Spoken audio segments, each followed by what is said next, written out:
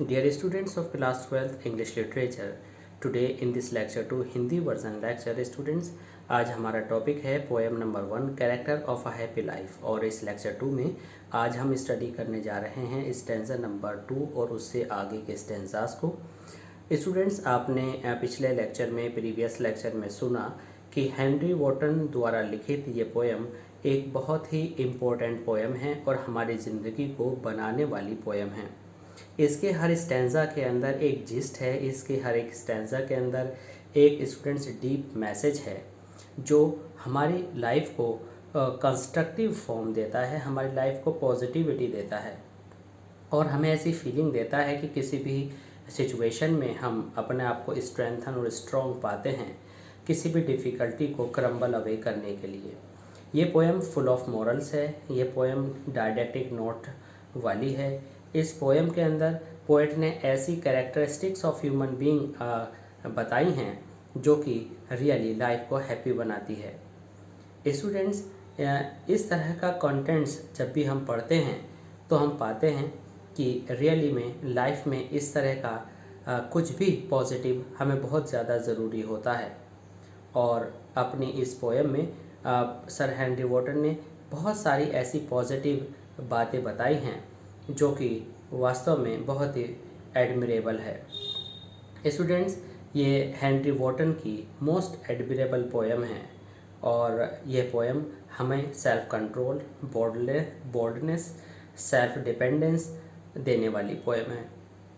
आइए स्टडी करते हैं इसके सेकंड स्टैंजा की। Student, this is M Rahman and you are attending oracy classes of English language.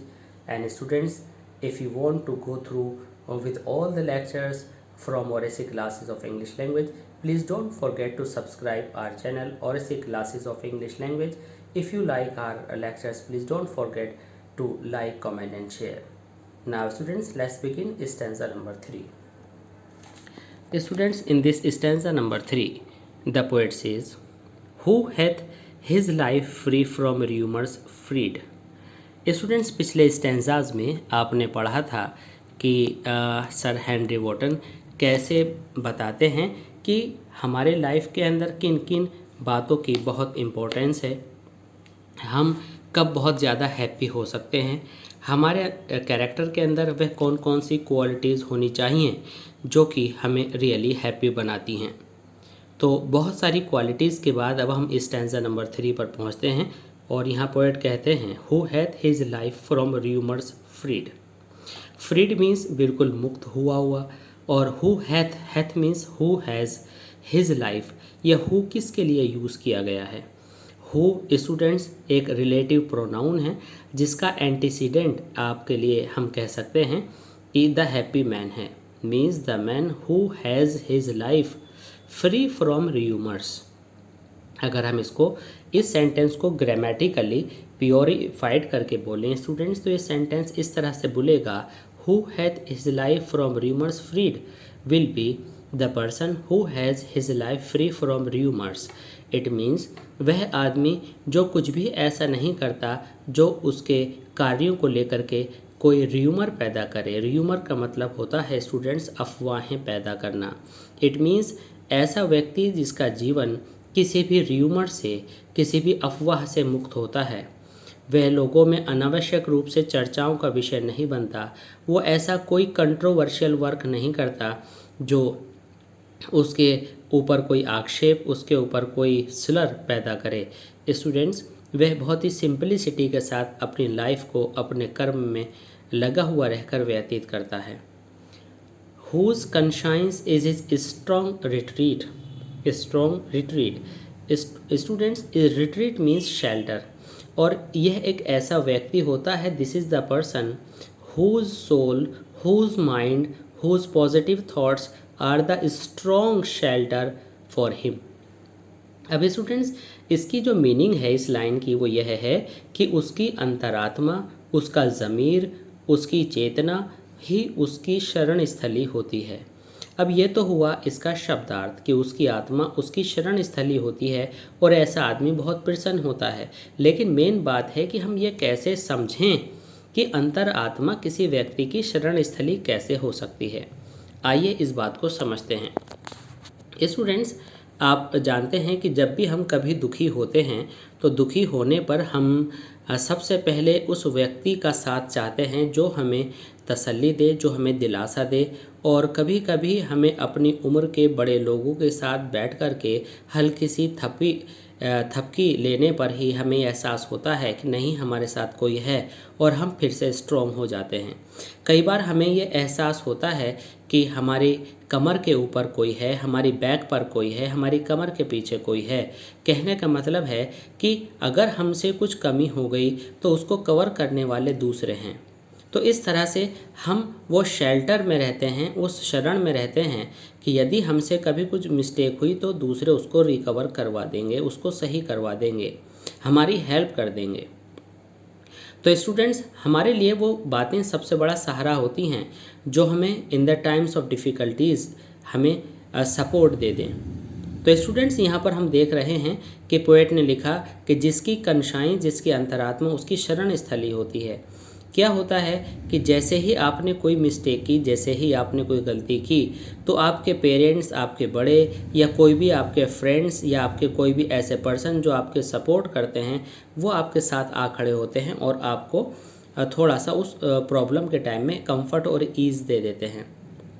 Students, ऐसे ही जब आपसे कुछ मिस्टेक होती है तो फिर आप किसी के पास नहीं जाते। जैसे कि पिछले स्टैंजाज में आपको बताया गया था कि ऐसे जो लोग होते हैं वह इंडिपेंडेंट होते हैं, उनकी जन्म और उनकी शिक्षा किसी दूसरों के इशारों पर चलने के लिए नहीं होती। तो इसका मतलब वह इंसान इंडिपेंडेंट है, और जब इंडिपेंडेंट है तो जो हमारा मन है, हमारा माइंड है, वो हमें डिसीजंस देता है। इट मीन्स हम अपने डिसीजंस खुद लेते हैं। मान लीजिए हमसे कोई गलती हो गई, गलती होने के बाद हम कहाँ लौटते हैं? अपने मन में लौटते हैं, अपनी आत्मा में लौटते हैं, और लौटने के बाद फिर हमारा मन कहता है कि नहीं, आपको ऐसा नहीं करना चाहिए था, आज मुझसे बहुत बड़ी भूल हो गई है। इसका मतलब क्या हुआ कि कोई भी मिस्टेक करने के बाद मैं अपनी कॉन्शियस में, मैं अपनी अंतरात्मा के पास, अपने ज़मीर के पास आया, और उस शरण में आने के बाद मुझे सही राह मिली, मुझे सही मार्गदर्शन मिला। और इस तरह से मैं कहता हूँ कि जो हमारी अंतरात्मा है वो हमें सही रास्ता दिखाती है। अर्थात हम इंडिपेंडेंट होते हैं उस समय जब हमारी अंतरात्मा जो रास्ता हमें दिखाए, हम उस पर उसको समझकर आगे बढ़ जाएं। तो स्टूडेंट्स, इस तरह से हम कह सकते हैं कि whose conscious is is strong retreat. Means जब आपसे कोई गलती हुई और आपकी अंतरात्मा ने यह कहा कि नहीं, आपसे गलती हुई है, आप जा कर के इसका निवारण करें, तो आप जिससे आपका कुछ गलत बिहेवियर हुआ है उसके पास जाकर आप ये तो क्षमा मांगते हैं, या उसके लिए कुछ ऐसा करते हैं कि आपको अपने अंदर से ये गिलानी हट जाए कि मेरे से कुछ गलती हो गई थी। तो क्या हुआ कि जब आपसे कुछ परेशानी में आप आए, इट मीन्स आपकी आत्मा परेशानी में कब आती है? जब कोई गलती हो जाती है। तो आपकी आत्मा ने सही सजेशन दिया कि आप जाकर ऐसा करिए। जैसा कि आप कहते हैं कि मेरा मन कर रहा है कि मैं कुछ ऐसा करूं, और आपने वो अच्छा काम किया, और आपके मन से वो जो बुरी भावना थी, वो जो गिलानी थी, वो हट गई। तो इसका मतलब क्या हुआ कि आपकी आत्मा आपकी मजबूत शरण स्थली है। अर्थात वह व्यक्ति जिसकी आत्मा उसको सही रास्ता दिखाती है वह प्रसन्न है। Whose state can neither flatterers feed. State means condition, flatterers means प्रशंसा करने वाले, फीड मीन्स भोजन। स्टूडेंट्स, यहाँ पर भोजन नहीं है, यहाँ फीड का मतलब है सपोर्ट करना, फीड का मतलब है इंसाइट करना, फीड का मतलब है इंस्पायर करना नेगेटिवली। अर्थात जिसकी स्थिति को झूठे प्रशंसक उसको हिला नहीं सकते। Whose state can neither flatterers feed. न तो उसकी स्थिति को झूठी प्रशंसा करने वाले फ्लैटरर्स, चापलूस लोग उसको चापलूसी कर करके, फीड मीन्स चापलूसी का भोजन करा करके, इट मीन्स चापलूसी करके उसको डगा नहीं सकते, उसको हिला नहीं सकते। Nor ruins make oppressors great. और रूइंस, अगर इस आदमी को कोई हत्या कर देता है, उसको कोई नष्ट कर देता है, ऑपरेसर्स, तो इस व्यक्ति को रूइन करने वाले मीन्स नष्ट करने वाले, ऑपरेसर्स उसके एनिमी, ऑपरेसर्स उसके दमनकर्ता, ऑपरेसर्स उसके परसिक्यूटर्स कभी ग्रेट नहीं हो सकते। इट मीन्स स्टूडेंट्स, कहने का मतलब यह है कि वह व्यक्ति जो दूसरों की झूठी प्रशंसा का असर अपने ऊपर नहीं लेता है और जिस व्यक्ति को अंत करने वाले, मारने वाले व्यक्ति कभी महान नहीं बन सकते, वह आदमी वास्तव में बहुत ही प्रसन्नता का जीवन जी रहा होता है और वह आदमी वास्तव में एक ऐसा कैरेक्टर लिए हुए होता है जो रियली हैप्पी लाइफ वाला है। आइए एक बार फिर इसको थोड़ा सा रिवाइज करते हैं। वह व्यक्ति जिसका जीवन अफवाहों से मुक्त होता है, whose conscience is is strong retreat, जिसकी अंतरात्मा ही उसकी मजबूत शरण स्थली है, अर्थात जिसकी अंतरात्मा उसका सही मार्गदर्शन करने वाली है, उसको सही शरण देने वाली है। Whose state can neither flatterers feed, जिसकी स्थिति को चापलूस लोग कभी भी भटका नहीं सकते। No ruins make oppressors great, और ना ही उसके दमन करने वालों को उसकी हत्या करके कोई ग्रेट कह सकता है। ऐसे व्यक्ति का चरित्र वास्तव में character of a happy life वाला है। स्टूडेंट्स, इस स्टेंजा का टेक्निकल एनालिसिस देखते हैं, लिटरेरी एनालिसिस देखते हैं। तो यहाँ पर जब हम राइम स्कीम देखते हैं और केवल इस स्टेंजा में देखते हैं तो हम देखते हैं कि फ्रीड और फीड ये वर्ड आपस में राइम करते हैं, तो ये ए हुए। और स्टूडेंट्स यहाँ रिट्रीट और ग्रेट ये दोनों वर्ड्स जो हैं आपके बी यहाँ राइम करते हैं। तो इस तरह से अगर हम इस अकेले स्टेंजा की राइम स्कीम देखते हैं तो ए बी होती है। और अगर हम ऊपर से देखें तो उसी तरह से राइम स्कीम के जो लेटर्स हैं, पहले में ए बी, दूसरे में सी डी, फिर तीसरे में ई एफ आ जाएगी। स्टूडेंट्स, इसके बाद हम देखते हैं कि लाइन नंबर 2 के अंदर whose conscience is his strong retreat, यहाँ पर कॉन्शियंस की कंपैरिजन रिट्रीट से या रिट्रीट की कंपैरिजन कॉन्शियंस से की गई है, अर्थात यहाँ पर आत्मा को शरण स्थली बताया गया है, जबकि वर्ड्स ऑफ कंपैरिजन यहाँ यूज़ नहीं किए गए हैं। तो इस लाइन के अंदर ब्यूटीफुली मेटाफॉर यूज़ किया गया है। It means metaphor figure of speech is used here in the line second beautifully.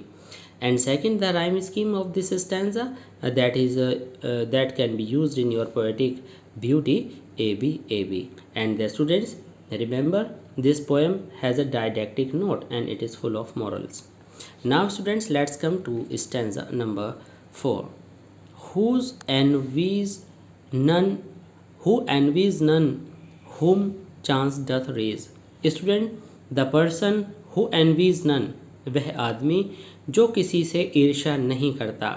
Home chance doth raise, उस व्यक्ति से जो कभी बाई चांस बहुत बड़ी ऊंचाई तक तरक्की करके पहुंच गया हो। कहने का मतलब स्टूडेंट्स यह है कि वह व्यक्ति उससे कभी नफरत नहीं करता जो उसके साथ रहता हो और अचानक से राइज करके ऊपर पहुंच गया हो।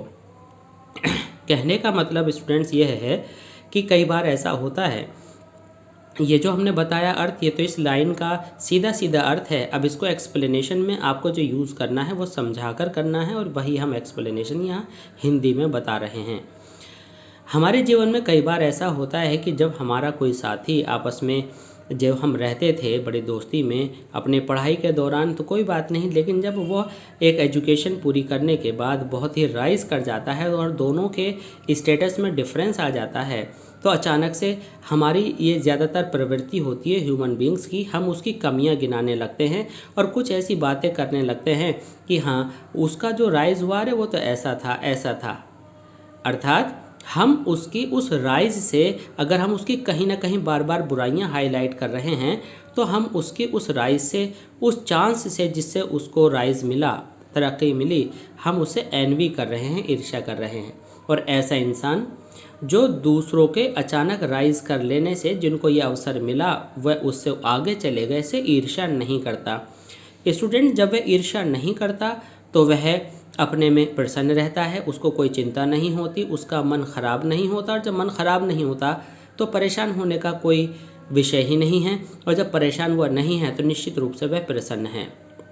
अर्थात वह व्यक्ति जो दूसरे की उन्नति से कभी ईर्ष्या नहीं करता, वह व्यक्ति निश्चित रूप से character of A happy life वाला है। नॉर वाइस, स्टूडेंट्स, ये वाइस क्या है? स्टूडेंट्स, ये दुर्गुण हैं, इमोरल एंड विकेड बिहेवियर है। वह किसी के साथ बुरा व्यवहार नहीं करता है। नेवर अंडरस्टूड, और वह कभी यह नहीं समझा how deepest wounds are given with praise, कि उसको गहरे गहरे घाव कैसे दिए जाते हैं झूठी झूठी प्रशंसा करके। स्टूडेंट्स, यहाँ पर आप समझ सकते हैं कि जो यहाँ पर आपको बताया जा रहा है, यहाँ पर पोएट इस लाइन में यह बताते हैं कि किसी भी व्यक्ति को झूठी प्रशंसा करके कैसे तकलीफ़ पहुँचाई जाती है वह ये आदमी नहीं जानता है।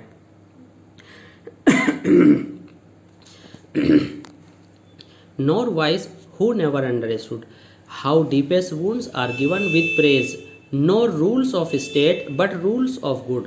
और वह व्यक्ति नो रूल्स ऑफ स्टेट, किसी भी राज्य के अंदर जो प्रथाएं प्रचलित हैं उनको आधार नहीं मानता, बट रूल्स ऑफ गुड, बल्कि वह अच्छाई को आधार मानता है। स्टूडेंट्स, इस बात को हमें समझना होगा। क्या इस व्यक्ति की क्या विशेषता है? इस व्यक्ति की विशेषता यह है कि वह ये कभी नहीं मन में विचार लाता कि किसी को गहरे गहरे घाव उसकी प्रशंसा करके कैसे दिए जाते हैं। आज के समाज में जब हम सीधे सीधे तौर पर किसी को कुछ नहीं कह पाते तो हम हंसकर बातें मारते हैं, हम दूसरे शब्दों में किसी और के ऊपर रखकर बातें करते हैं, जो कि एक बहुत ही दुर्गुण वाली बात है। और यह वह व्यक्ति जो कि character of a happy life रखता है वो ये कभी नहीं जानता, वो ये इस बात में कभी विश्वास नहीं करता कि दूसरों को बातों बातों में, मजाक में दूसरों के ऊपर बातें रखकर, प्रशंसा दिखाकर कैसे उसका मजाक उड़ाया जाता है। No rules of state. Students, यहाँ पर समझना बहुत ज़रूरी है, आप इसे बिल्कुल भी गलत ना समझें कि वह राज्य के नियमों को नहीं मानता। स्टूडेंट्स, यहाँ पर इसका अर्थ राज्य के नियमों को मानने से नहीं है, बल्कि ज़माने के अंदर, समय के अंदर, इस काल के अंदर फैले हुए उन नियमों को न मानने से है। जैसे कि उदाहरण के तौर पर लेते हैं कि आज लोग कहते हैं कि जी बिना बेईमानी के, बिना अनुशासनहीनता के कोई काम नहीं चलता, जैसे के लिए तैसा होना पड़ता है, आजकल ईमानदारी का ज़माना कहाँ है। तो ये हुए rules of the state, means वह नियम जो लोग अपने आप से कायम कर लेते हैं, अपने आप से मान लेते हैं कि नहीं, इतनी शुद्धि का ज़माना कहाँ है, थोड़ा बहुत तो चलता है। स्टूडेंट्स, अगर यही बात सब सोचने लगें, आपके डॉक्टर सोचने लगें, आपके टीचर सोचने लगें, आपके बेनिफैक्टर सोचने लगें, तो आपका जीवन एक बहुत बड़ी प्रॉब्लम का कारण बन जाएगा। तो यह बात बिल्कुल गलत है। अर्थात ऐसा व्यक्ति जो character of a happy life वाला होता है, जो कि वास्तव में एक शांत और प्रसन्न जीवन जीने वाला होता है, वह संसार में फैले हुए ऐसे दूषित नियमों को नहीं मानता, बल्कि वह तो किसी भी स्थिति में रूल्स ऑफ गुड, वह तो अच्छे और सच्चाई के और शांत और दूसरों को लाभ देने वाले नियमों का पालन करता है हर हालत में। स्टूडेंट्स, एक बार इसको फिर रिवाइज करते हैं।